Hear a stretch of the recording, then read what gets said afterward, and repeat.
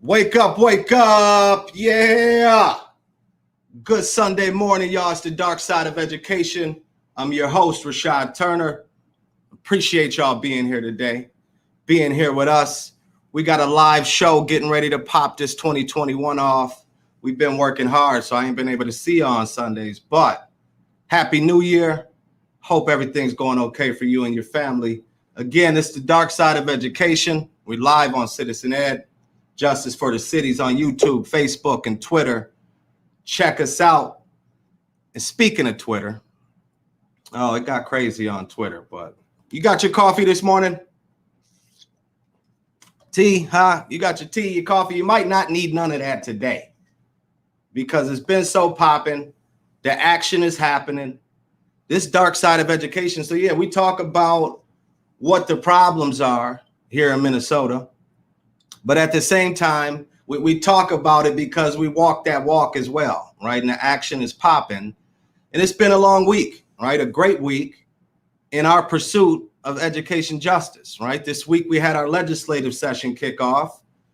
And unlike past years, y'all, usually at the Capitol, there's a certain group of folks that are known as the cartel up here. And they're used to running everything to do with our education system. But unlike in past years, where the opening week's hearings usually consist of the usual suspects, the ones with all of the interest in the world, except the best interests of our children.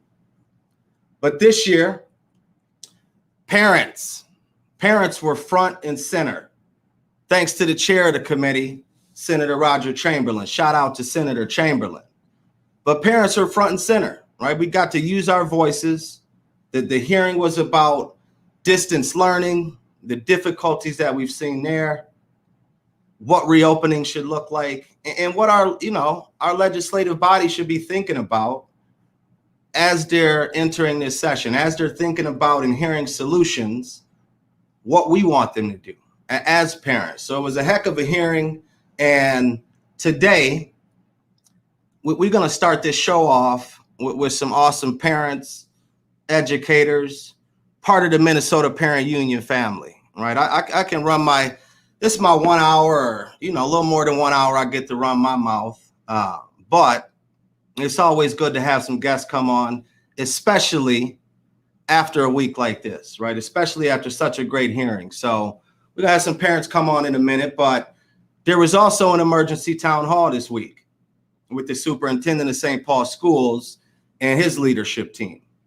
I think there was about 300, 400, 500 people that tuned in live, much more audience viewership than what the teachers union in St. Paul did as a counter to parents' voice the next day. I'll get into that later. But the town hall was in regard to opening our schools in St. Paul, right? There's been a lot of commotion about whether or not our children should be back in school.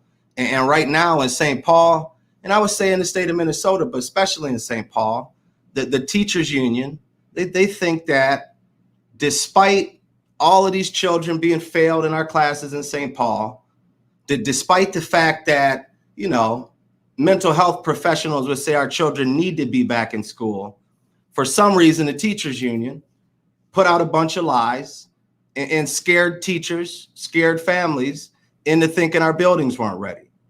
So we had that town hall, gave the superintendent an opportunity to, answer some questions, right? There was a huge information gap on whether or not the schools were safe. And what we found out in that town hall is that the buildings are ready, right? So I'll get into those lies of Nick Faber and the St. Paul Federation of Educators later on in the show. But I'll tell people something about Minnesota, right? This past week, someone was saying like, oh, I thought it was so great, right? But folks, let me tell you something. If you've been paying attention to Minnesota and you caught the uprising after the death of George Floyd and you thought that was something, well, that's probably because you aren't aware of all of the fires that are burning across our education system, right? And the number of schools where 4 out of 5 Black kids can't read. 4 out of 5 indigenous children can't read. 4 out of 5 Hmong kids cannot read. Same thing with our Latinx children. right? So when you think about Minnesota, you think about those fires that you might have seen on Lake Street or over on the north side. Those fires are out, right? So you know the difference between those fires after the uprising and the fires in our education system. The buildings got extinguished, right? They'll rebuild those. The other fire's been melting the brains of our children for the past 2 decades at least.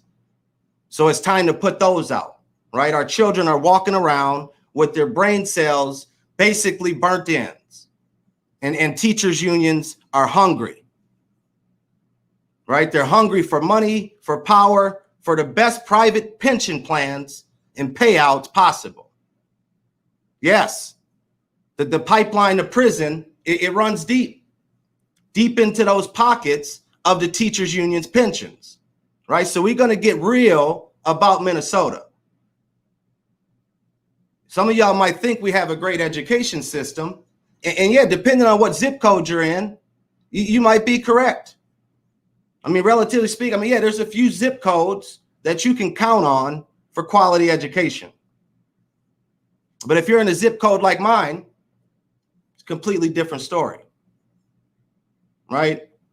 And what you probably didn't hear when you heard we had a bunch of great schools is that we also have a teachers union with a bunch of little sheep chapters, all together known as the cartel, who I said are used to being able to control our schools and keep our children at the bottom, suspended and illiterate. They lie, cheat, and steal the futures of our children right from under our eyes, right? And I know I'm getting fired up. I'll save that for later because I want to get to the folks that are out here trying to make it happen. So I'm going to bring them on right now. We got Coffee Monska, Joanne Hodgman, Tonya Drawn, and Kulia Pringle. Welcome to the show. Good morning. How y'all doing? Great. Morning. Let me take a little sip of coffee. I only done had a couple sips. So like I told folks, we might not need much coffee and tea today because, you know, I've been so fired up all week.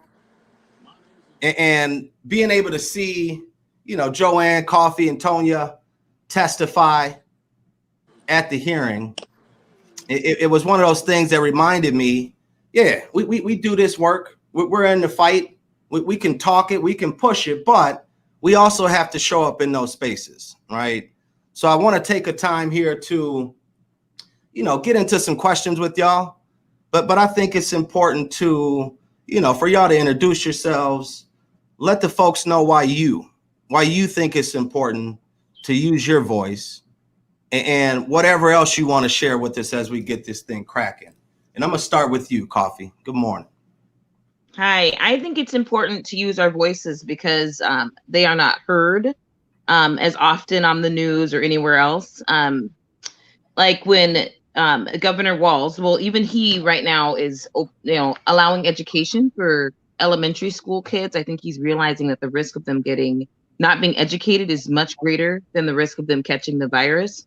But right when he does it, the unions are the people you see protesting and are so upset about actually having the teachers teach the kids who need it the most, who aren't learning how to read and write. And so I just think it's really important that we speak up because the teachers unions who say they care about educating our kids, there's questions on whether they really do based on their actions. Right. It ain't about what they say, it's about what they do. You know what I mean? Thank you for that, Coffee. Joanne, good morning. Joanne Hodgman. Good morning. I got involved in this because I think it's important that students that are receiving special education services are getting the services that they need, which has not been the case with my son. And that frustration with him not getting what he needs is what brings me to this.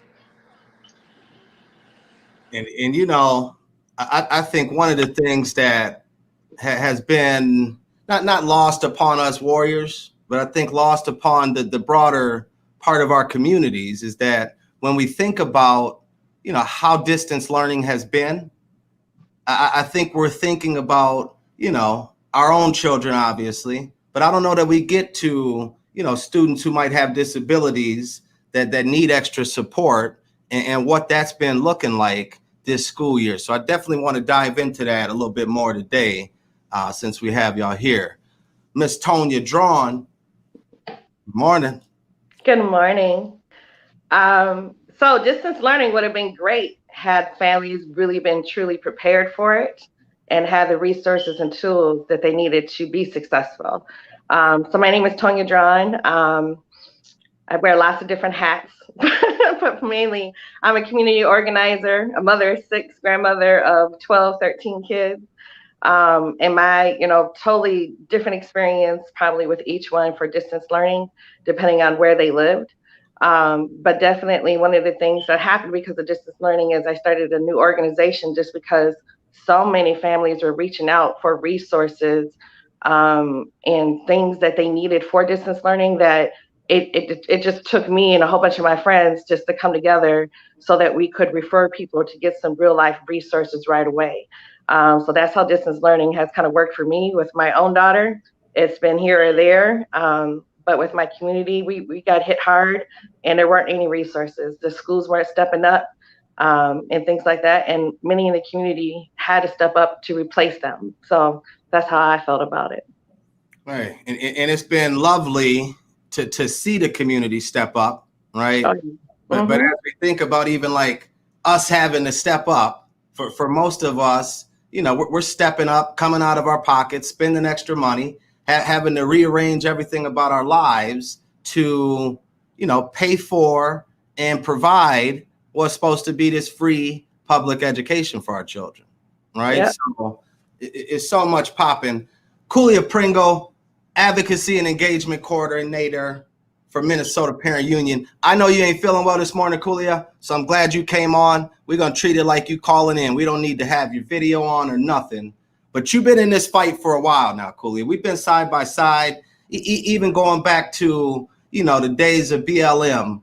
After I seen Twitter this week, Kulia, it reminded me of why I left BLM, right? And I ain't going to dive too deep into that. But, Kulia, what makes you so passionate, and what's the importance of being in this fight for you?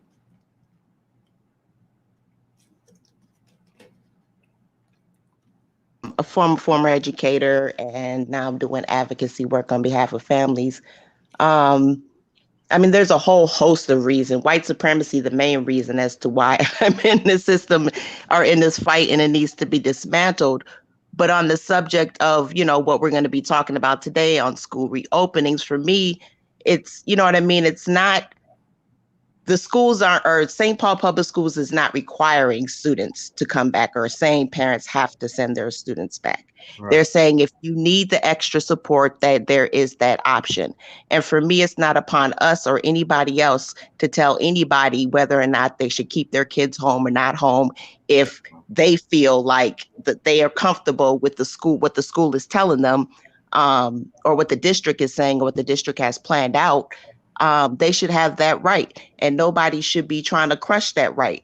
And whatever that right is, or whatever the reason is, whether it's extra special education support, there's nobody talking about the families that are speaking multiple languages at home. They're not receiving any supports. Those families are feeling left in the dark. They don't know what to do. They don't know how to support their kids, whether it's for academic outcomes or technological things that the students may need to be on for the computer. Childcare, what are we supposed to tell a parent? Oh, we're fighting for childcare. Don't send your kid back. We're waiting. No, there's parents out there that need the childcare. And it's not upon us to say, no, keep your kids at home.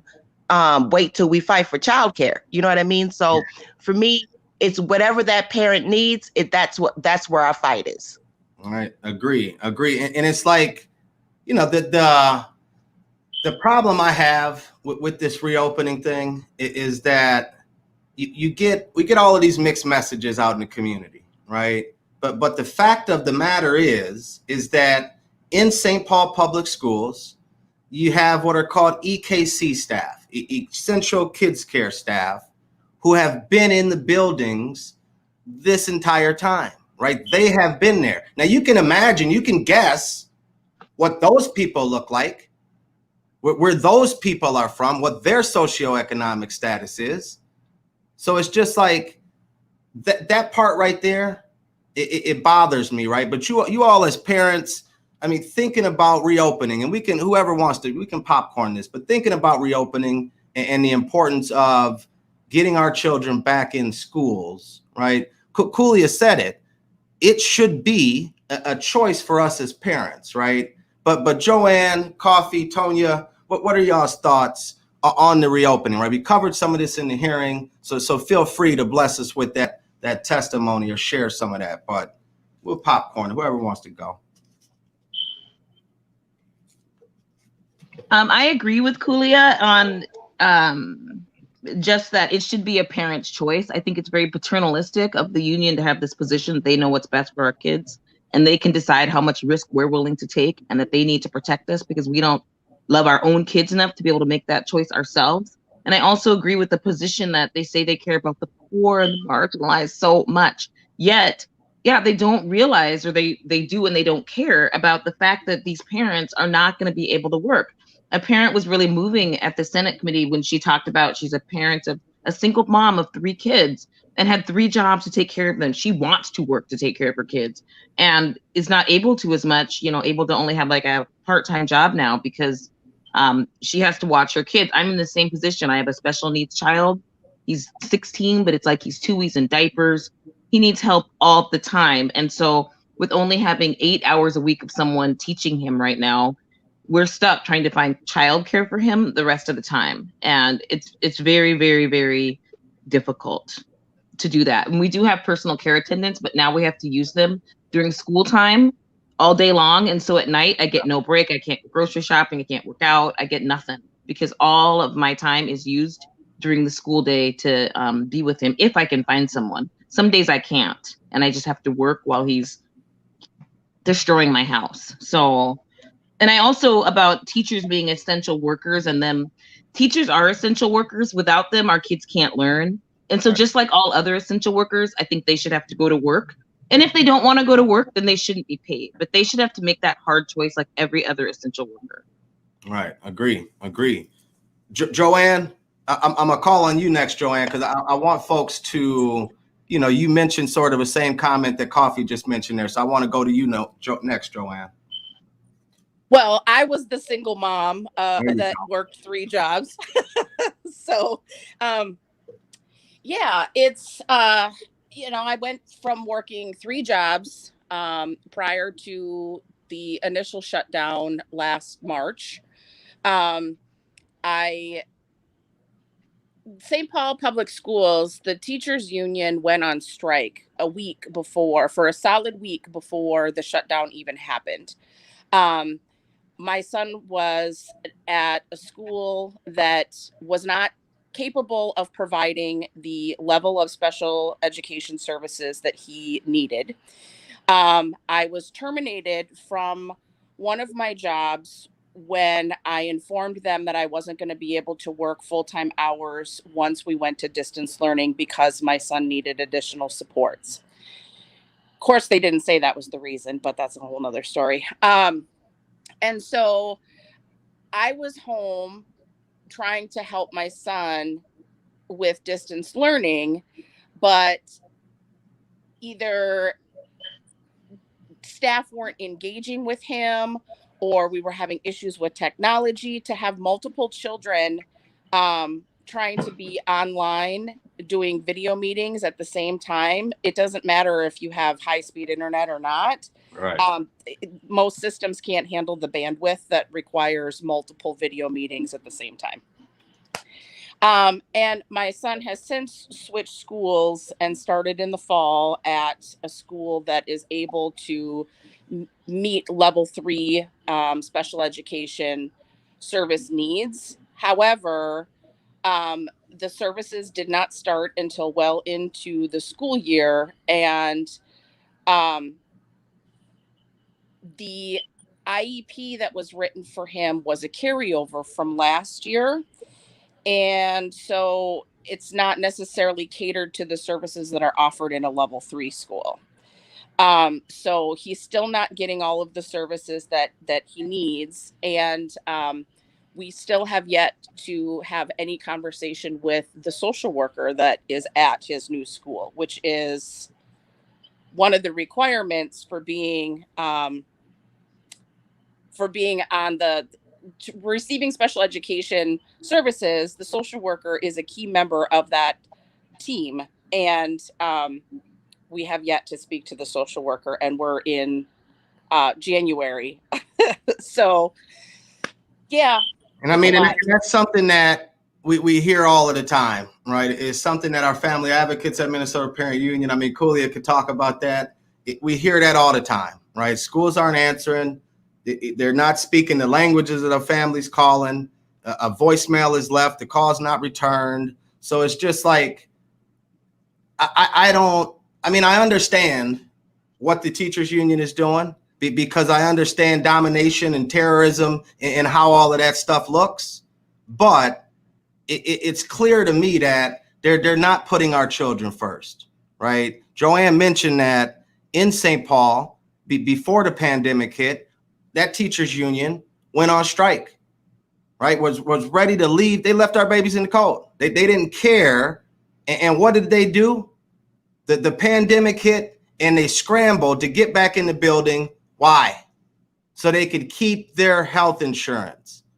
Nothing to do with educating our children, right? I mean, Tonya, you know, I can't even, you said you had, a bunch of grandkids, some kids. Chime in here for us, will you?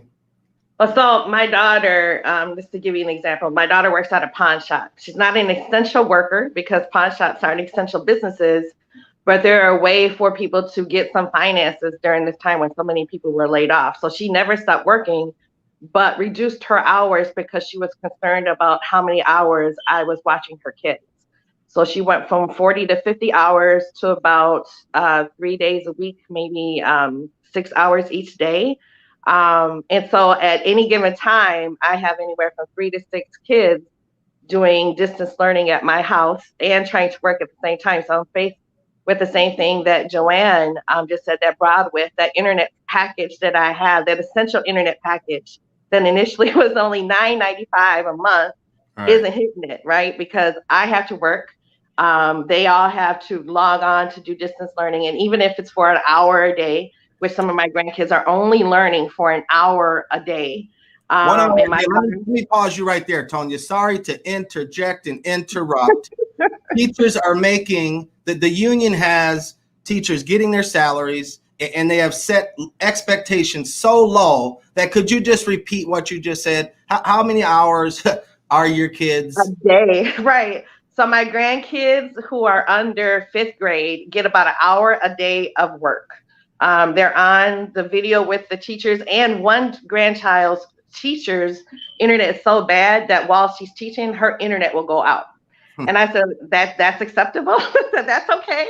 It's a little bit more difficult of a wireless signal when you're sitting at the cabin up north or right at an island on the beach somewhere. That signal don't work as well. It don't work. And so I don't know why she's not in the school building and why she's doing it from home still, but there for an hour. My daughter, who is 10 years old, she's in 5th grade. So she gets 2.5 hours and then a choice to enter into homework help later on during the day.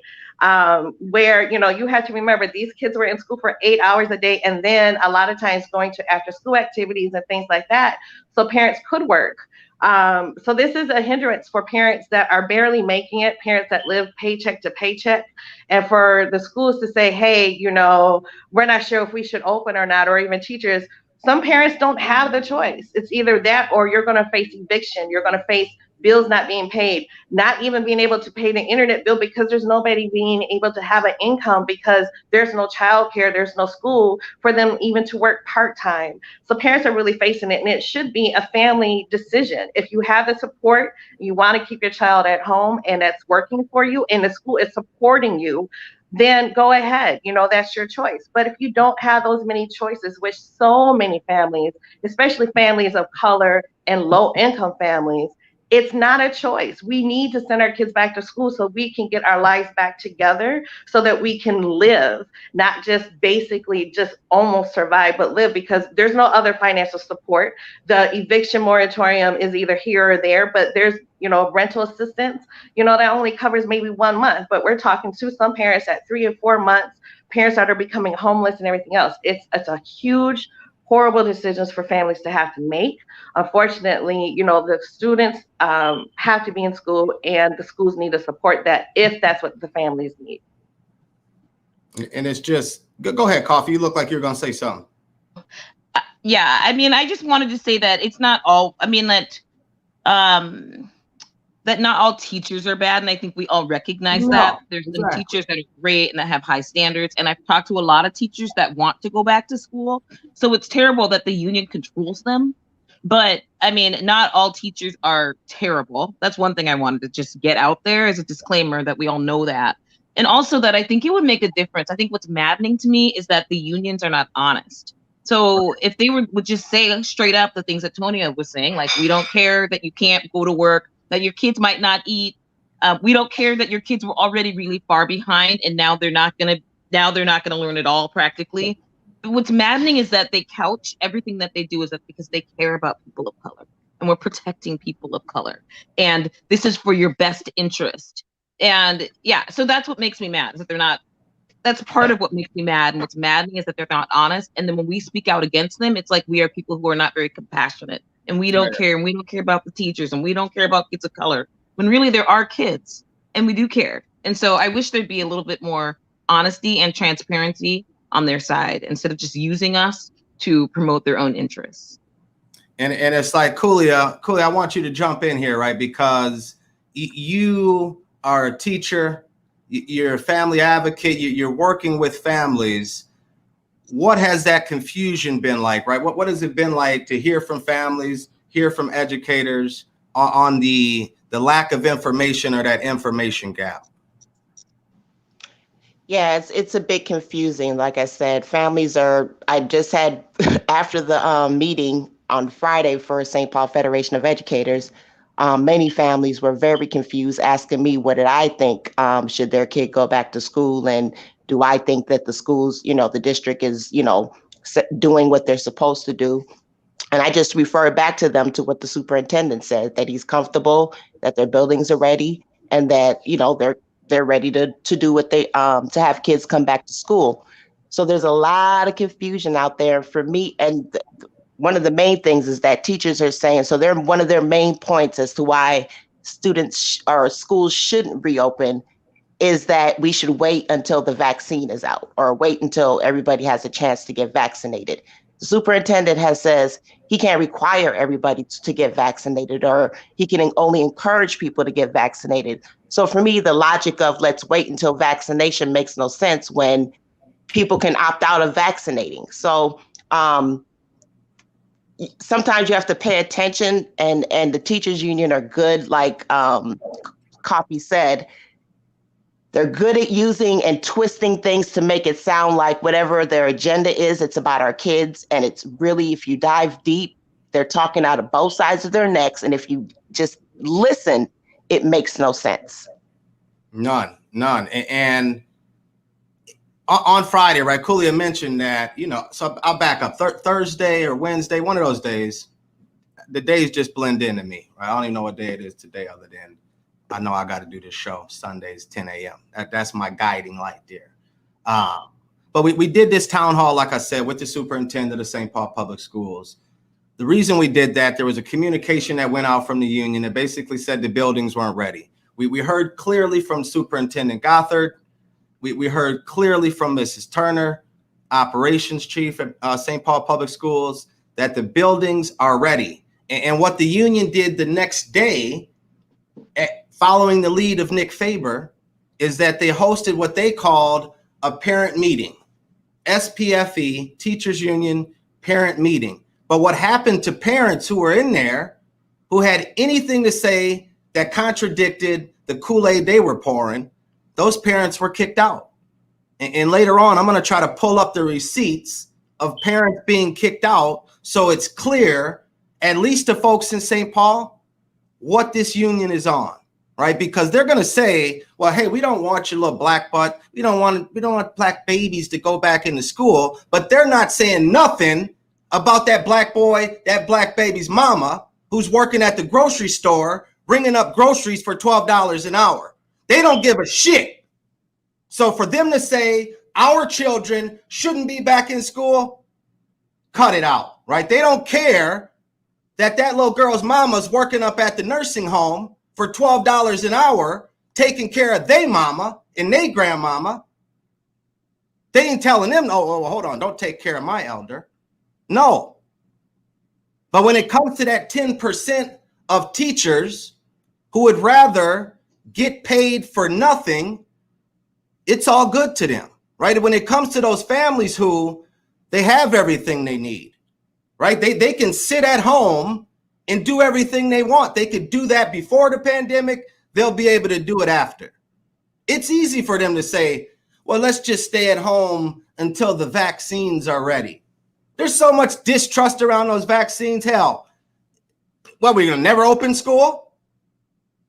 Because I live in Frogtown and, you know, I see that dog's barking. The dogs even know this is some crap going on, right? In a minute here, I'm going to bring on a St. Paul teacher, Don Allen, who, if you saw in the comments, he didn't participate in that strike, right? But before I bring Don on in a minute, you know, Coffee, Joanne, Tonya, Kulia, for any of y'all, you all are taking action, right? We can't, I think there's a tendency for us to think that things just happen by chance to our children, right? And I want folks to know there's not a system around, not a system in this society where things are happening by chance. So if you're in Minnesota and you know we have worst in nation criminal ass education gaps, those aren't, nothing's going to change unless we do that, right? And like I said, we can get on here for an hour, 2 hours every week on a Sunday and talk this talk, but know that we have to walk it, right? We have to show up in the ways that we're comfortable with, in the ways that we can push the system and change things for our children, right?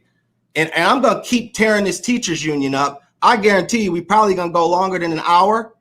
So I seen somebody said they're making their breakfast. I hope it's good. Maybe it's time for everybody to pour that next cup of coffee, but going to you, Coffee, good segue there. What's a message that you would send to parents, to the teachers? Because you mentioned that you talk to a lot of teachers. We all talk to a lot of teachers that want to get back in school, right? What's your message for those folks when it comes to, you know, being a part of this change? Well, I hope they would speak up, but I understand that their jobs are at risk when they do. But just in closing, I think that we need for parents to have a choice and for money to follow the students, because there's a new string of the virus coming out now. They've opened and closed schools constantly. Like, our families can't keep adjusting to the constant change and the unpredictability of whether we'll be able to work or what's going to happen with our kids. And our kids are not learning this way. And so right now, all the public funds for our kids are going into the school system. So when the governor decides to shut down the public school system, we're screwed. We have nowhere to go. And so I think that the money, if it's $10,000, $26,000 for Minneapolis public schools, whatever it is, it needs to be able to follow the students. And so the students can go to private school, the parents can hire tutors, something can happen. Because I mean, even for my kid, I can't even put my 16-year-old in a daycare, who has special needs when there's no school. So and the kids need to learn. Number one, the kids need to learn. That's their primary goal in the school system. So I think that the money needs to follow the students so the parents can get their kids educated and not have to be so reliant on the governor and the teachers unions to open the schools. I appreciate you, Coffee. And I'm with you. And that was one part of your testimony that I'm glad that you mentioned that again today, right? The money following our children, because I guarantee every parent out there that once you get the information, I always say, my grandma said, if you knew better, you do better, right? once you have that information and we recognize our power as parents, that money following our children will make perfect sense. Because I guarantee you wouldn't be paying anyone no more. You wouldn't be paying $14,000 a year, $20,000 a year for 1 hour of instruction a day. It just wouldn't happen. So thank you for that, Coffee. Joanne? Yes. What's your thoughts? Your message to folks who, might be on the fence. They might be a little fearful. What's some encouragement that you have for those folks as far as this fight we're in? There are resources out there. And I mean, let's be real. Our children were being undereducated before the pandemic hit. Right. So we shouldn't be surprised that they're continuing to be undereducated in the midst of a pandemic. They will continue to be undereducated once we are back in the buildings and all of this vaccines are available and all of these things. They will be continuing to undereducate our children. So we have to be able to come together as a community and fight for what our children deserve. All right. Thank you, Joanne. Tonya, same thing for you.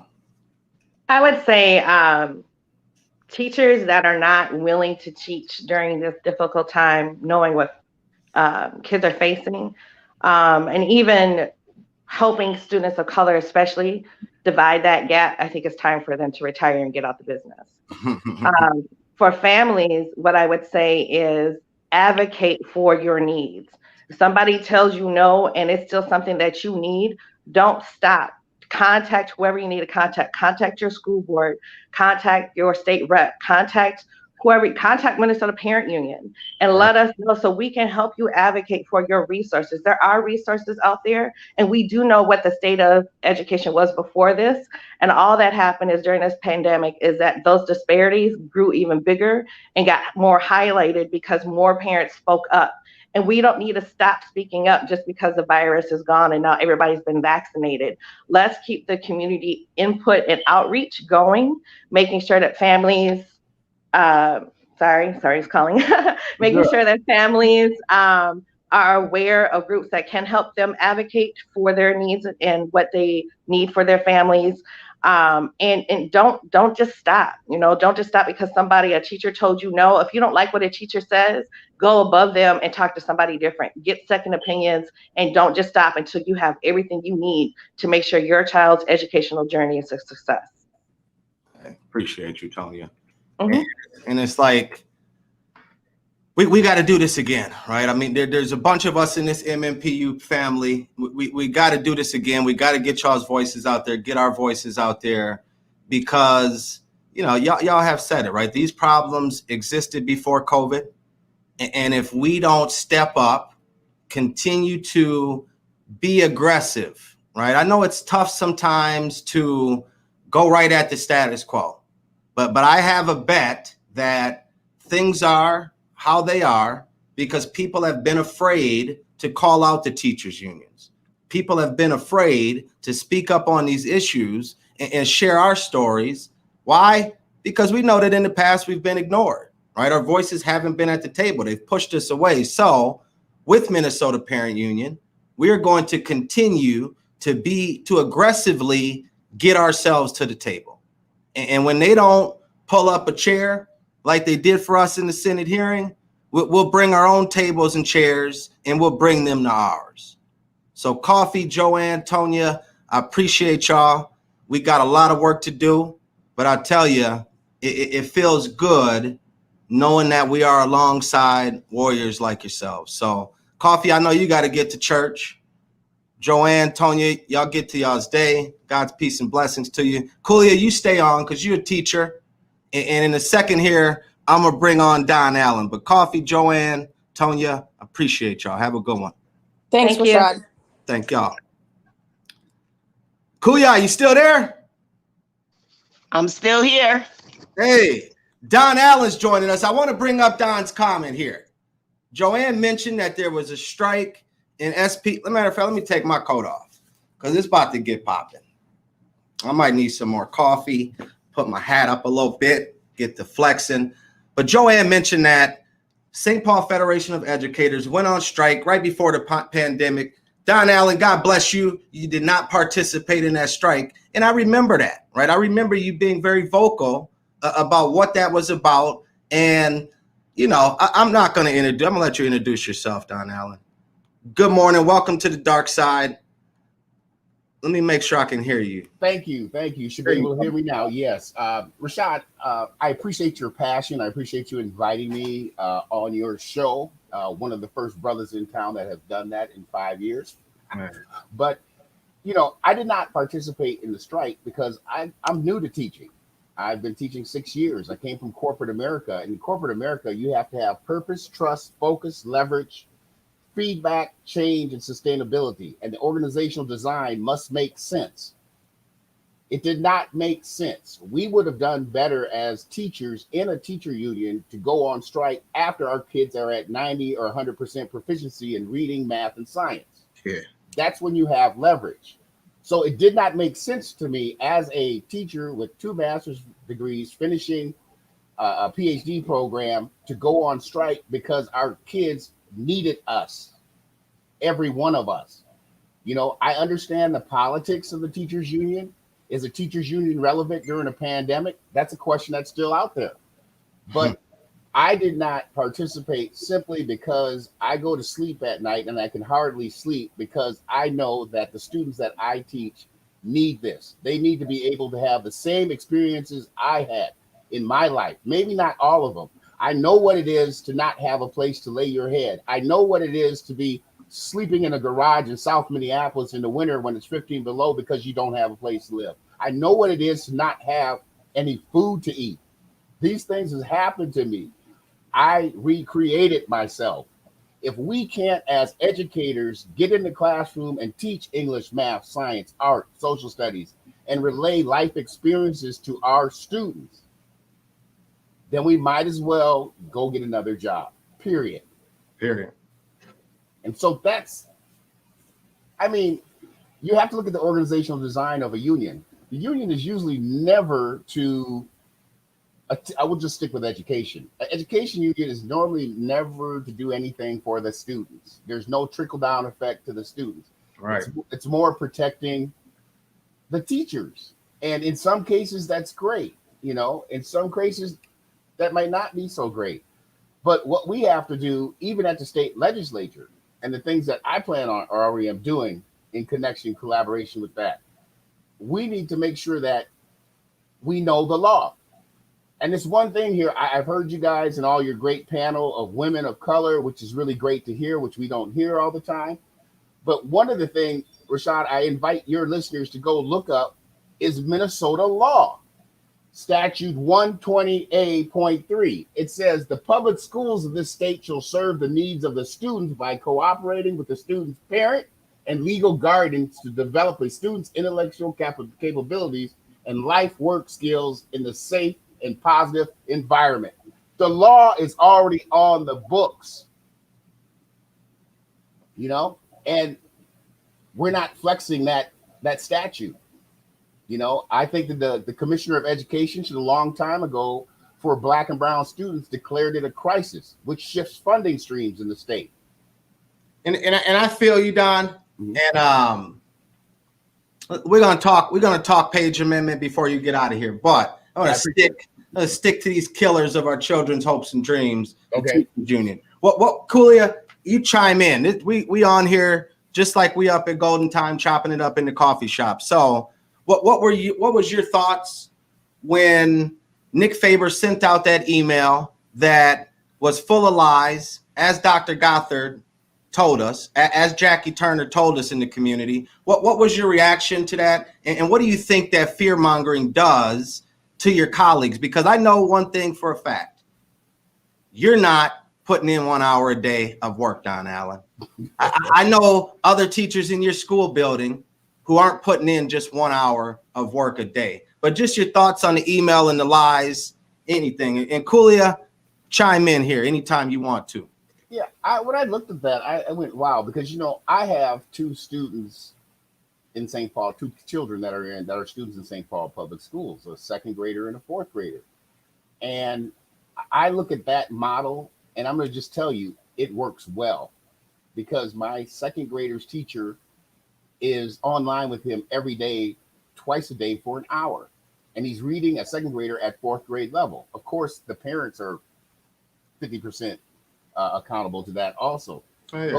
But when I saw that email, I was a little disturbed from the surreptitious tone that it was a reaction. You know, being in PR communications, you know that it's a reaction instead of being proactive, basically. Right. And it was because of the show that you had with him the night before. And so it was a little bit disingenuous. Right. And I'm troubled because I've reached out to the president of the union several times, starting in 2016, and have never gotten, well, I had one comment back when I sent him an email saying I want all my money back that I paid to the union. He says, well, you can't get it back because you signed this paper. But at that point, I was so upset because they weren't responding to what the situation was at that time, and I had nowhere else to turn. And so that was very troubling to me. And I just think that overall, our kids need a good education. Our kids need PSEO. They need college in the schools. They need concurrent enrollment. And if we could get the union to focus on the education of every student, not just black and brown, but every student, I think we'd be in a better place. But the political aspect of it has tainted what we really need in St. Paul, Minneapolis, and surrounding suburbs for our children. Agreed, right? And you said that was back in 2016.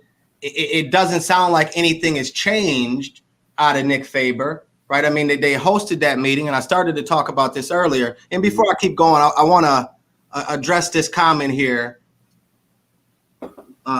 If that profile picture is correct, I'm assuming y'all have a lot of privilege, and education for our babies is life or death. So when I think about the fact that, you know, in my opinion, St. Paul Public Schools, they're not doing everything correctly. So we have to hold them accountable. But when you hold a district accountable and you have a district that's ready to reopen our schools, and here again come the teachers unions talking about, no, keep our schools closed. Maybe you didn't hear this earlier, Sandra. The same folks that want to keep our children out of schools are at their cabins up north, their log cabins. They're at the beach where their signal's not even working, and they're losing signal to teach their class, right? They are not there. Don Allen's at home, Sandra. He's putting in 10, 12 hours a day, just like several teachers I know. So when I peel back the onion and we look at a school board, okay, there's some accountability there. There's a superintendent. But the biggest beast here in Minnesota, the biggest killers of our children's hopes and dreams, excuse me, Miss Sandra, are definitely teachers unions. I would love for you to invite Nick Faber or whoever you're on here caping for onto the show. I will debate Denise Specht. I will debate Nick Faber, whatever the national folks, bring them on so they can defend themselves. So you can see that there's only one way.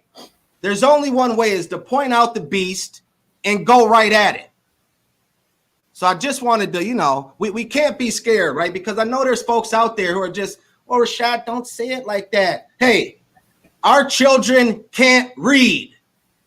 If I ain't cussing you out, I don't care which words you don't like. The parents that you just saw in here earlier, do you think they're talking about the word police, or you think they're talking about what you heard? Get with it. We have to be aggressive. Don just told you 2016 he's trying to change stuff with the union. Well, here we are, 2021, nothing has changed. And I want to chime into that last person that posted. I want to make it clear, I am not attacking anybody. I would never attack anybody. I come from the military, where there's a structure, where there's a chain of command. You know, I have a general, I have a brigade commander, and I have captains and lieutenants that I answer to within the SPPS construct. And that's how I see it, because that's how I function. But the reality is you have to tell the truth. Okay. I was hoping that the union would work on the black teacher piece because everyone's looking at the school district. It's not the school district's fault. I would ask or challenge anybody watching this to go inside of a teacher training program at any university in St. Paul, Minneapolis, and see how many black men are in there in those programs. Zero. I went through 2 of them. Zero. Okay. And it's important that our kids learn. You know, it's important that we have blended like when we go back to school. You know, if they say, Don, I've been willing to go back since day one, shot or no shot. Okay. Yeah. I'm just ready. Okay. Period. I know how to take care of myself. Period. But the thing is, when we go back into school, we can't do what we did before we left because we'll still have failure. Right. And I've been pushing this thing, this blended instruction, self-paced structure, mastery-based grading, because our kids have to know how to function and be able to discern. They have to know how to read.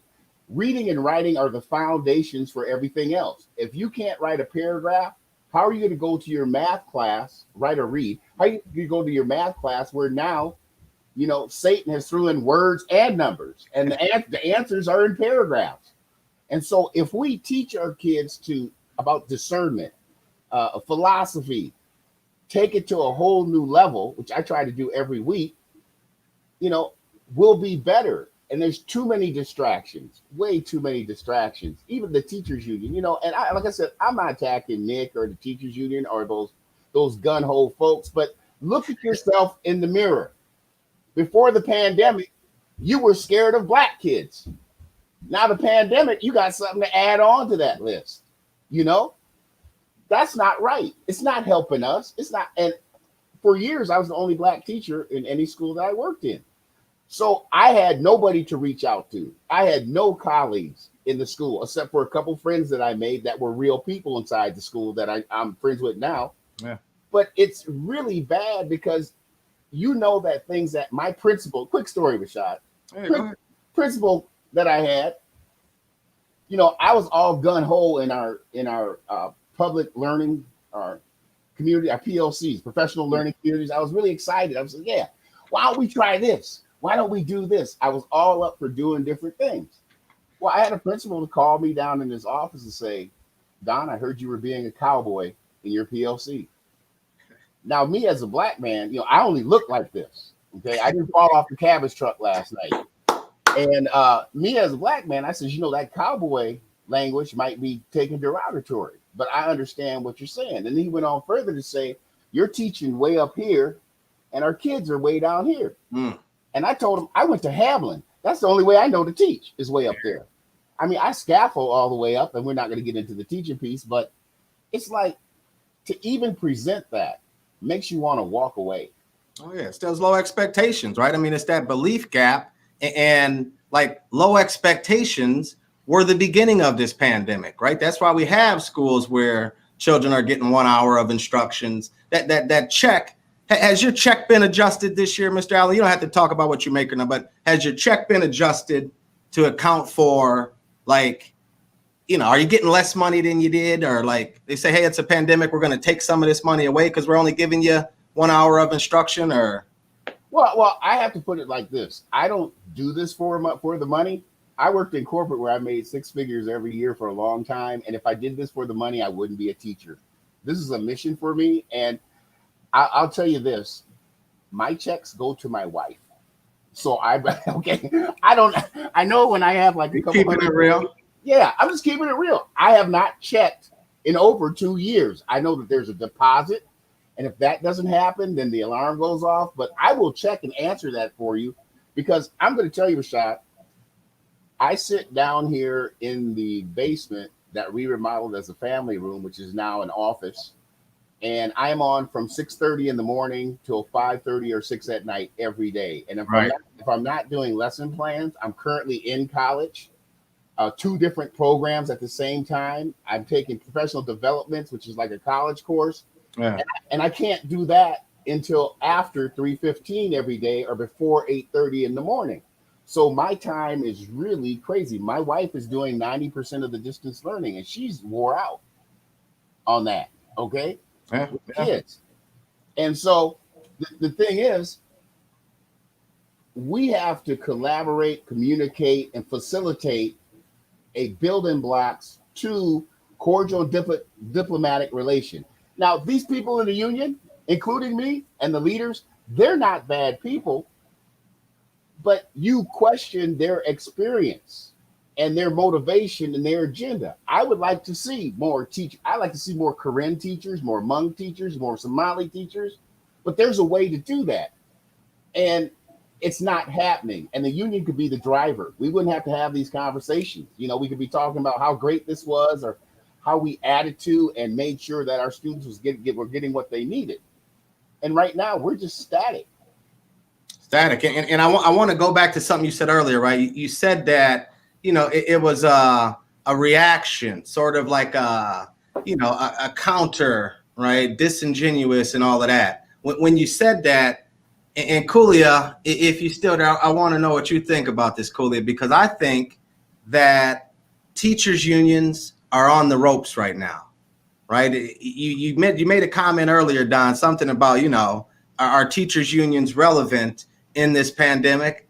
And I think we're coming up on this, you know, fork in the road where we're going to see. But Kulia, you get attacked on Facebook every time you say something about the teachers union. How important is it to keep going after the status quo, even when folks are going to say, hey, you are attacking us because you are telling the truth, right? Can you speak to that, Cooley?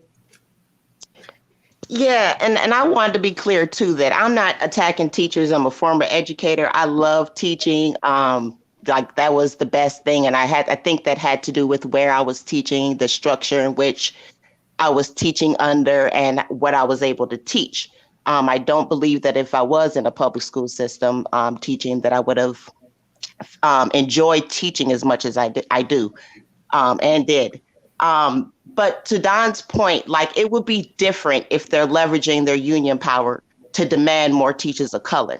It would be different if they were demanding leverage to make sure that colleges and universities were doing their all to recruit in the high schools where all the students are, doing right. PSEO to make sure there was a true pipeline to education and to becoming a teacher.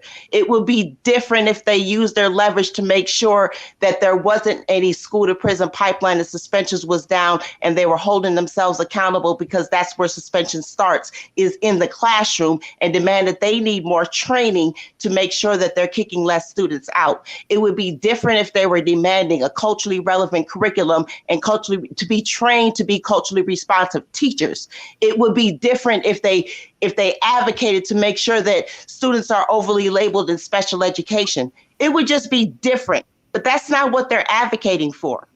It's not what they're advocating for. And the fear mongering that they're doing, and because it's coming from white ladies that are with smiles on their faces, and then they've got non-white people who are running around looking like us, who are their minions saying the same thing, that reinforces what they say, and got our communities confused when they hear people like us talking. They're like, my teacher's nice, and they said my kid don't need to test, and it's my kid's fault, and this and this and this.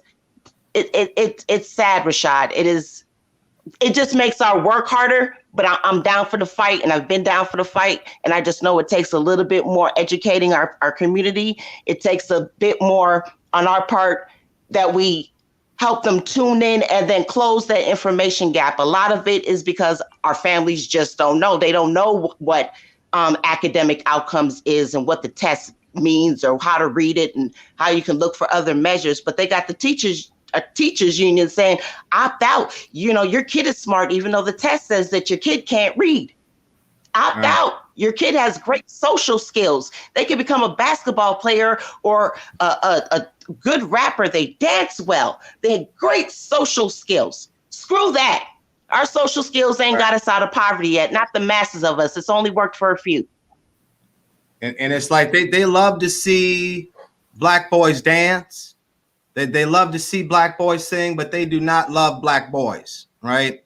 And that's some 2 Chainz right there. I ain't gonna take credit for that, but that's what's up, right? And Sandra, I blocked you.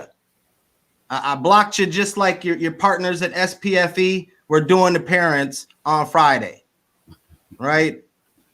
Parents, I want us to know, like, yeah, we love our babies. We have a responsibility in this. And the beginning of that is getting that information, because these folks are great at using all of the buzzwords, right? Black Lives Matter, Native Lives Matter. But the data says otherwise, right? Now, and I want to pull something up here, because it's like, as we are having this conversation, it's our babies who are losing life, man. Education is life or death. And I guess since everyone else gave the disclaimer, I'm not even going to give the disclaimer, right? Because I'm starting to feel like, if you can be looking at this numbers here, the data, and you can be just fine in your life, but you're trying to keep our children out of schools, I'm starting to think that the same folks who say, well, hey, there's good cops and there's bad cops, but why aren't the good cops stopping the bad cops from killing us? Why didn't none of those good cops stop the cop from choking George Floyd out and killing him? And I think when you look at this data, it's that time, folks. It's that time. I know that I have conversations with teachers damn near every day. It is for sure every week. And most of them are great. They're ready to get back into school. But when you have these lies that are told, we know what happens, right? The fear of the unknown. So it's like Kulia said, get that information, push the system, right? This ain't about, and I'm not going to say that. I'm going to repeat what Don and Kulia said and what others said, like, oh, this ain't an attack on teachers. Pretty soon here, you teachers aren't going to have a job. You're not going to get that pay increase again, because you're not going to be there, right? I have a strong feeling that in St. Paul, and Don, you might be catching wind of this, but in St. Paul, Nick Faber's thinking about going on strike again. They're thinking about calling for a strike. For what? For power, right? For money, for them to stay in control. But like Don said earlier, that their parent meeting was a reaction to the parent power they've been feeling. They're on the ropes, people. Cooley is getting attacked on Facebook. They try to send their minions at me on Twitter. That's what they do, to try to scare us, to try to push us away from the fight. But we keep the focus on our children, because they can't love them more than we do. Exactly. And y'all have heard me talk about this before, that there's no love that doesn't allow for my daughter to be reading, right? My daughter's been in school. They had a hybrid model. There wasn't a bunch of reports of people getting COVID. And something that I heard on Thursday is that this is about the adults, right? This is about the adults, the teachers doing what they need to do. Just like Don said, he's going to take care of himself, so he's not putting his children, his family, and his students at risk. And I would feel a lot different if the teachers who are saying don't go back to school haven't been, packing the walkways over at Como Lake. Like, if they had been sitting in the house the whole time, Don, ordering their groceries, never leaving their house, I'd feel a lot different. But we know that is not happening.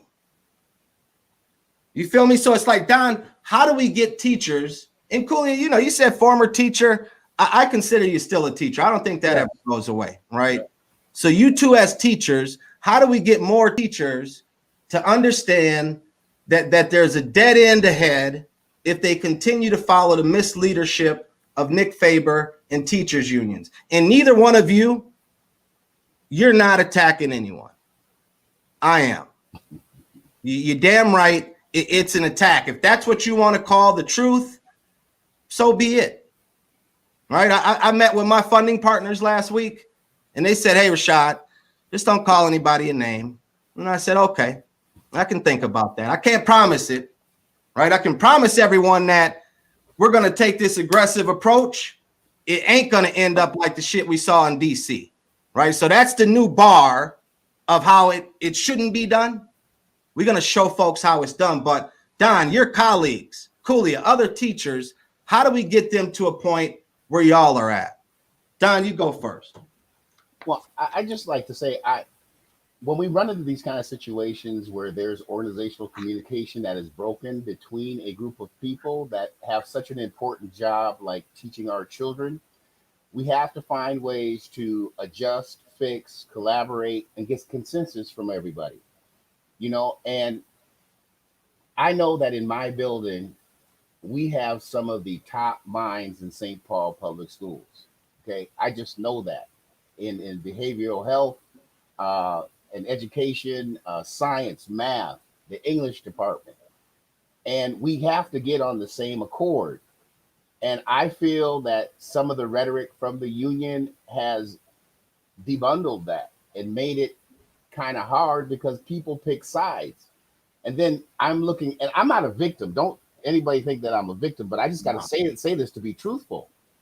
As the only Black male teacher in a department, there are some challenges that happen with some, what I want to say, good old boys mentalities, that collaborating and saying, hey, we need to do this, or I could suggest it to them or whatever, it's turned to a deaf ear. It's like I might as well be talking to myself in the mirror. So we have a lot of steps, a lot of things we need to adjust. My overall boss, Dr. Joe Gothard, is responsible. I have to give him this credit, Rashad, because I'm gonna have to tell the truth. He's responsible for getting a bunch of Black teachers in SPVS, period. If I wasn't there in 2000, the only reason I'm there in 2016 is because of Dr. Gothard and his oversight and his leadership, period. Now, between him and me, there are a few speed bumps. You got two Black people there. Between the two of y'all, there's two Black people. No, I'm just and there's some things that need to be adjusted, as in any system. But what I'd like to do with the St. Paul Teachers Union, and being myself a dues paying member for almost going on 6 years, is that I'd like to put out a challenge. I'd like the leadership of the union to sit down and devise a plan where we can focus on some of these line items: Black teachers, making sure our students are educated, a blended instruction platform where our kids learn at a self-paced structure, where we grade on mastery. Okay, you wrote a paper, that was okay, but let's take it up. You got grammar down, but let's move up to rhetoric. That's what I want the union to do. That's what I think education should have inside of it. And right now, it's kind of strange because we all have blood on our hands. Number one, we're not looking at the law. Minnesota Statute 120A and 119A, which puts the power in the parents and guardians. But we get quieted, we get silenced, And I know, I can go on and on and on. I don't want to take up all your time, but no, we're good. It's really disheartening and upsetting for me as someone who, I don't want to be an administrator. I don't care how many degrees I get. I always want to be in the classroom, period. Yeah. And so with that said, how do we get that mindset transferred from many individuals across the district into the union to make sure that the union is advocating on behalf? The only time that the union was presented to me is when someone said that, yeah, if the principal wants to get rid of you, he'll bring a union rep in and they'll actually represent you. But being in corporate for 25 years, I understand that person does not represent me and represents the interests of the school and the principal. So I wasn't flying with that. But that never happened to me. But that's what people explained to me, because as a Black man in education, you have to qualify yourself. I was wearing a mask long before the pandemic in my office, in my classroom. They probably called the police on you a couple of times wearing that mask back then too, huh? Dude, it was scary. It was really scary in the beginning because I was in the principal's office more well, I won't say more than I was in the classroom, but just answering questions that they wouldn't have asked of anybody else, you know, and that kind of sucked. Right now, our new leadership is solid. Why work? I think with a little bit of time and experience, see, the first thing we have to look at, Rashad, is that this is the first time a pandemic has shut down everything, including education. Right. But we also have to look at, even before the pandemic, education for our children of color had been shut down for 25, 30 years. Right. I remember in the 70s, 1974 or 1969 to 1982, where Minneapolis and St. Paul had the best model of education in the country. People would come here just to go and check out and see what they were doing inside of St. Paul, Minneapolis public schools. They're not doing that anymore. And we're suffering. You know, if you have only 5% proficiency in math and 19% proficiency in reading, then you're not graduating the kid that needs to survive and make a living. You're forcing kids at 12th grade to live as adults the day after the graduation, which you and I know is impossible. Exactly. I mean, they're graduating our children uneducated, right? That's something that my grandmother, what's up, Grandma? You know, she'd talk about when she was in school. I mean, I think she went to Langston University, right, back in the day. And I ain't saying back in the day like you super old, Grandma, but, you know, back in the day, she said like, hey, I didn't start getting educated, learning anything until she got to college. She said, I graduated uneducated. And I know that's what they're doing with a lot of our children. But the one thing that I think, and I'm going to go to Kulia here, parents are stepping up, right? You have educators like Kulia and Christina. Good morning. We know Kulia is an educator, historian, all of that. But Kulia, can you talk about just what we've seen as far as the energy, the increase in parents stepping up and the importance of that and work you're leading? Yeah, we've definitely seen an increase. And like I said, the problem is that one, parents have been advocating for their kids in silos and getting frustrated and getting derailed and getting singled out or blackballed, you know what I mean, when they do it on their own. So they get frustrated. They might deal with this school. They might pull their kid out of put them in another school, put them in a charter school, whatever the case may be. And so now with, an interjection into, the family advocates into communities. And, we know there are certain parents that do participate and do have their voices heard, and they don't look like us. And they, when their kids aren't doing well, if it was 4 out of 5 kids, white children that couldn't read, best believe there wouldn't be no school board meetings. There wouldn't be no school, wouldn't be no systems, wouldn't be no nothing, because they would make sure that system was working for them. And what we're doing is we're providing that platform for parents. We're saying, hey, you ain't got to do this alone. You can if you want to, but we're here as family advocates. We also have other parents that's also willing to stand with you. We'll raise the issue. You don't have to leave the school. If your choice is to leave the school, we'll help you find another school. But if you want to advocate and make sure, because if it's happening to you, then chances are it's happening to other children. So it's probably best that we try to advocate to make sure that we actually change whatever your issue is, so that it doesn't happen to other kids.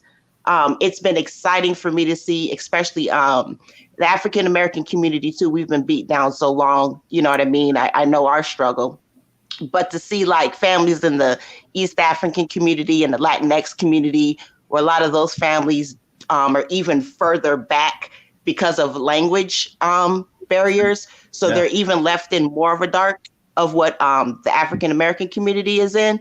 And so those families are even, you know what I mean? When we see them, I mean, they've shut down school board meetings in Minneapolis. They're advocating for their kids. It's so wonderful to see East African moms speak up in groups. I mean, I've witnessed it. Oh, yeah. They're making sure that when they go to meetings, they got their paper and their pen and they're taking their friends. I make sure I tell them, I don't care who you take 2 and 3 people, just tell them to come with you, so that school knows you're not alone, because it's going to be 6 or 7 of them against you and your child. And they're going to have a folder on your kid, and they're going to make you feel like the worst parent and your child is the worst student. And you got to be armed and ready and prepared for anything that goes down in those when you're trying to advocate for your kid. So I'm grateful to see more parents are stepping up. Yeah, we got a lot of work to do. We do. And, you know, Cooley, I want to thank you for being in this fight, right? For being so passionate, for understanding that importance and being 10 toes down. I also want to thank the rest of our Minnesota Parent Union team, Mustafa, Fatoon, Jennifer, Tonya, all of our delegates. We are here to do exactly what Cooley had just outlined, right? And Don, you as a teacher on the inside, you know the power that parents have, right? And oftentimes, you know, we as parents don't know that, right? It takes a little extra information because, like Cooley, both of y'all said, we've been beat down so long that you know, a big part of what we do at Minnesota Parent Union, yeah, it's that information, it's the enrollment piece, but it's also demystifying these spaces, right? It's also, you know, letting folks know that, yeah, it's going to get a little uncomfortable, right? I mean, people don't want to give up power, but Don, you know, what would you say? I mean, you're a parent, right? And that's the thing I think people, you know, like there are teachers who are parents, right? Now, there are teachers who don't have any kids and, you know, whatever, but what's your message or just thoughts around the power that parents have and the importance of the parent voice, the student voice, family stepping up to push the system? Yeah, and I just like to say to that, you know, on the technical side, the state of Minnesota has given you by law the power, period. There's no question. There's no doubt. There's no gray area. It's in black and white. What you want together, working with Minnesota Parent Union and going after and changes, they have to do. It's the law, period. And I would just like to say that I'd like all parents to be involved in their children's education some way, somehow. I know that Mr. Turner's group facilitates meetings all the time to give parents education. You should take advantage of that because that's what we need. I want a parent to come into my classroom to talk about an evaluation of their student based on what they've seen on his activity on whatever learning management system we're using, like Schoology, and talk with me intelligently about that. And every time that's happened, I've trained the parent. I've talked to the parent before the pandemic. I say, hey, come on to my classroom. I'll show you what's going on. We have to give these parents the information they need to look at stuff and see it and say, hey, this is what needs to be fixed. This is how we're going to fix it. And we're going to be a part of it. But not only that, we have the professional educators licensing board tells me every time I go there, Rashad, I'm the only, when they were open, I was the only Black person in the room. We need parents at that board meeting. We need them to say, hey, we need people in the classroom that look like our kids. I don't care if it's Hispanic, Latino parents, Black parents, Korean, Hmong parents. You need to be at these meetings because that's when a lot of rules get passed that disqualifies even me for stuff. Yeah. I was cracking up because there's something going. Here goes the deal. I know you said you're going to talk about the Page Amendment. Yeah. But this is my opinion. If you fall out with me for like 2 minutes, I'm good with that because we're going to be friends anyway. Okay. Oh, yeah. Let's do it. The Page Amendment to me is a bad bill. Okay. As an educator, as a teacher, as someone that worked in corporate over 20 years, the Page Amendment is a bad bill. Why? One, they did not talk to me. Okay. I'm the lowest in the food chain. I'm right before you get to the dog poop. But they did not talk to me and ask me what's needed in that Page Amendment to make sure that the education for our students is not only fair, but getting the teachers we need in the classroom. We have 4 different groups talking about, let's get some more Black teachers right now. And none of them have the capability of even pulling it off. But what it is, they'll be delivered some money from the state legislature. But with the Page Amendment, if the Page Amendment would insert this language and upend the teaching construct, the change, Rashad, that you and others are wanting will happen exponentially, immediately. You know? So let's talk about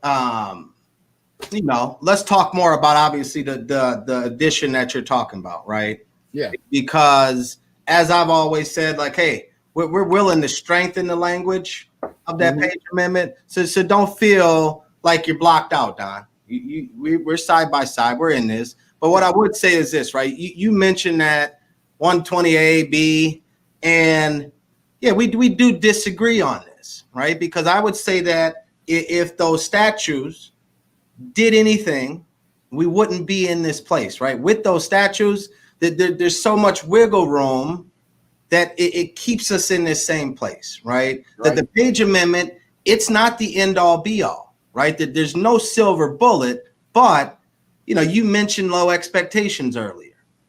For you as a teacher, for our babies, the Page Amendment raises that standard, right? And it's currently the amendment is, or the language is about the system, right? It's not about our children. So shifting that language to focus on our children, we want this to be that catalyst that leads to some of those other things that you've mentioned that we know are good solutions, right? Yeah. So it's like with the Page Amendment, it's not meant to be the end all be all. What it's meant to do is raise that bar, right? Put some pressure on our legislators to get some shit done, right? Both sides of the aisle, there's different solutions there, right? You and I as Republicans, it's like, hey, we might want this, or the DFLers might want this. The Green Party wants this. Well, that's not what the Page Amendment's about, because you and I know when it comes to those solutions, there's going to be some other battles when we get to talking about, money following the child, opportunity scholarships, school choice, parents being able to choose. So those battles, not that we need to wait, right? But that's what we need to be ready for. The Page Amendment raises that bar, creates that catalyst, and then the rest of the work is on great teachers like yourself, great parents like yourself, all of us, to make sure that we're getting the information, figuring out the solutions that address the issues that we're facing on the daily, right? And I totally agree. I totally get that, Rashad. I totally get that piece. But as an organizational design person or freak or whatever you want to call me at this point, it's imperative that the Page Amendment have language that addresses the teachers licensing in Minnesota, because it's so popular right now. And it does not have that. And what's happening is we want success for our kids. I know 300 teachers across St. Paul that raise the bar every time they open their eyes in the morning for our kids, even during distance learning. I know that the teachers in my building, we have a bunch that go to sleep at 2 a.m, but they've been working, getting ready for I know we have those raise the bar people. But if you read closely and thusly into the Page Amendment, again, we have a construct that Sally with the blonde hair and blue eyes in the 6th grade, if she's not getting an education, her parents have the money to litigate and challenge the district. And whatever that litigation her parents do, Don, will impact in a positive way all of our children, right? When you're talking teacher licensure, right now, the teachers union, they're opposed to the Page Amendment, and there's nothing about teacher licensure in there, right? Yeah, I know. So it's like we don't want to make this about teacher licensure. Now, you and I know, and if Cooley Pop was still on here, she'd know, like, hey, we need to do something about teacher licensure, but that's not Page Amendment. It's not to say that we won't be working on that, right? Because we know what Education Minnesota, our state's teachers union, is trying to do to get rid of all of the Black, brown, and indigenous teachers that are out there, right? We know what they're trying to do in the elimination of that tiered licensure system, right? So it's like, I actually don't disagree with what you're talking about, but I think it's let's have that bill ready to go, right? The Page Amendment doesn't keep us from having what you're talking about ready to go, right? Yeah. I can call the chair of the E12 committee. You know this. I'll call him right now, and we can get that bill a hearing and get it through the committees. You feel me? And we need to do that because Roger Chamberlain Senator Roger Chamberlain is a good friend also, and I have my ears up. But just let me tell you what's happening, not just to me, but many teachers that actually teach. if you go into a school, you're required to go through. I think I spent $225,000 in all this, my education, continue to spend to get an education. But after that, you have to go to the state. And I'm not trying to change the meaning of the Page Amendment at all, but this could be an addendum down below in the back on the side. And what happens is you have to go to the state and say, I finished the teacher training program, 4.0 GPA. Here, I need my license. And they'll issue what's called a tier 1 license. And then if you meet some time and some hours and you move to the second tier. Yeah. Here's where they block out a lot of the minority ethnic teachers that are teaching particular disciplines. Tier 3 and 4, it says that you have to take 2 tests. Now, I took the content test, but I took the content test, passed that with flying colors. And so I'm getting ready in March to take this pedagogy test, which has actually nothing to do with what I teach. But they're telling me as a double master candidate, well, I'm a double master, but I'm candidate for my terminal degree, that I have to take this other test. And I've already gained tenure. And so you have a bunch of teachers, yellow, red, black, and white out there that are sitting and are finding other jobs in St. Paul and Minneapolis outside of education that should be with us just because of that tiered teacher construct supported by Education Minnesota that trashes any teacher of color, basically. Hey, I'm with you, right? It just ain't the Page Amendment. So it's like, let's keep talking. Let's figure out what that legislation looks like, because you already know, hey, we can get the bill jacketed. We know where the pressure is going to come from. It's the teachers union, right? Teachers union say no to everything that will help our children learn, right? So Don, I thank you for coming on here. I'm going to have you again. I'm sorry that I ain't speaking for the whole Black community. Who cares who ain't had you on their show? I'm glad you was on here dropping that knowledge on us.